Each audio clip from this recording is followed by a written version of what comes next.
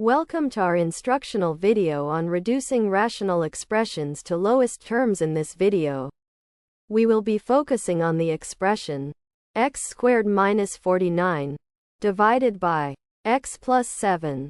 By the end of this video, you will have a clear step-by-step solution for simplifying this expression. So let's get started. First, examine the rational expression x squared minus 49 over x plus 7.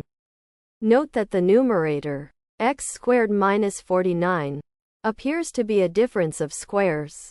Recall that a difference of squares can be factored using the formula a squared minus b squared equals open a minus b close open a plus b close. In our problem, a is equal to x and b is equal to 7.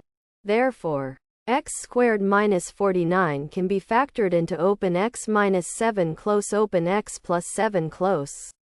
This transforms our original expression into open x minus 7 close open x plus 7 close over x plus 7. Next, observe that the expression we obtained has a common factor in both the numerator and the denominator. Specifically, the term x plus 7 in both the numerator and the denominator can be cancelled out.